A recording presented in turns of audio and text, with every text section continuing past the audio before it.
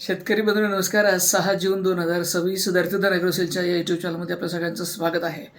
शेतकरी बंधूंनो, मान्सूनची आपण चातकासारखी वाट पाहतोय आणि मान्सूनने गोव्यामध्ये प्रवेश केलेला आहे. तळ कोकणामध्ये मागील 2 दिवसापूर्वी धरतीधर ॲग्रोसेलच्या अंदाजानुसार आपण सांगितलं होतं साधारणतः रविवारी गोवा आणि सोमवारी तळ कोकणामध्ये महाराष्ट्रामध्ये तो प्रवेश करेल असा अंदाज आहे.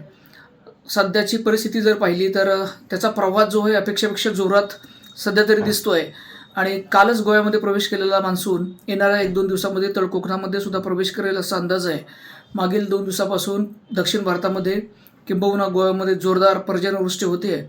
परंतु हा जो मान्सून आहे याचा प्रवास काही अपेक्षेप्रमाणे पुढे जो व्हायला पाहिजे तसा दिसत नाही.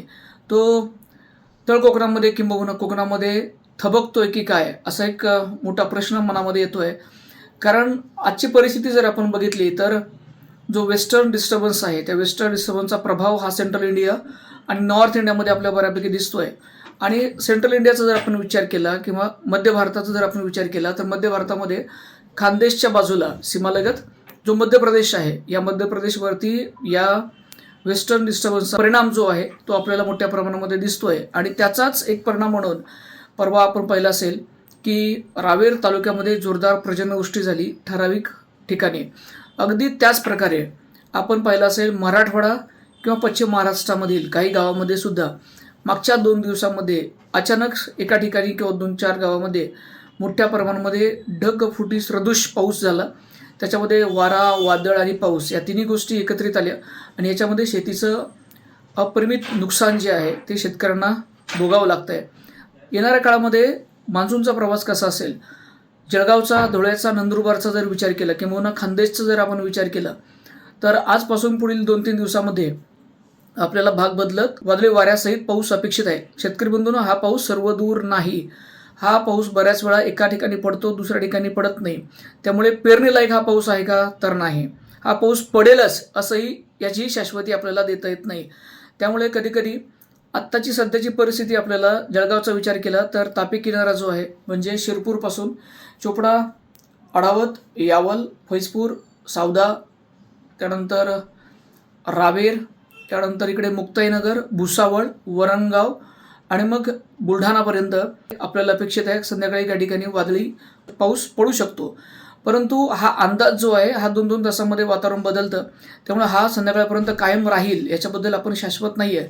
परंतु माझी पुन्हा विनंती आहे, मागील बऱ्याच दिवसापासून आपण प्रत्येक व्हिडिओद्वारे किंवा पोस्टद्वारे शेतकऱ्यांना हे सांगतोय की पाऊस अपेक्षेप्रमाणे नाही आहे.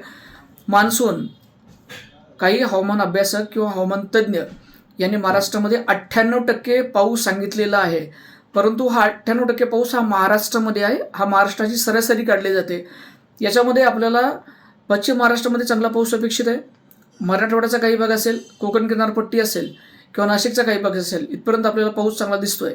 परंतु खानदेशचा जर विचार केला, नंदुरबारचा काही भाग जर सोडला तर जळगाव असेल, धुळ्याचा काही भाग असेल, इथपर्यंत आपल्याला अपेक्षेनुसार पाऊस नाही. आपल्या पिकाची निवड आपण त्यानुसार केली पाहिजे. जोपर्यंत आपल्या जमिनीमध्ये चांगला ओलावा होत नाही तोपर्यंत आपण पेरणी करू नये हे वारंवार आपल्याला कृषी विभाग सांगतोय.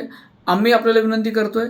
काही शेतकऱ्यांनी धूळ पेरणी केलेली आहे. कारण मागील आठवड्यामध्ये किंबहुना या आठवड्यामध्ये मी जळगाव जिल्ह्यातील प्रत्येक तालुक्यामध्ये फिरलो. काही ठिकाणी अंकुरण आलेलं आहे. काही शेतकरी अजूनही वाट बघतायत. जिथं पाणी आहे तिथं आपण सुरक्षित आहोत. जिथं पाण्याची व्यवस्था नाही आहे तिथं मात्र दुबारचं संकट शेतकरी बंधूंसमोर आवासून उभं आहे.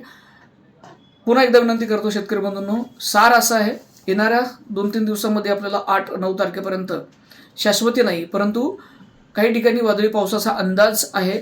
100% सर्वदूर हा पाऊस नाही, क्वचित काही ठिकाणी हा वादळी पाऊस पडू शकतो.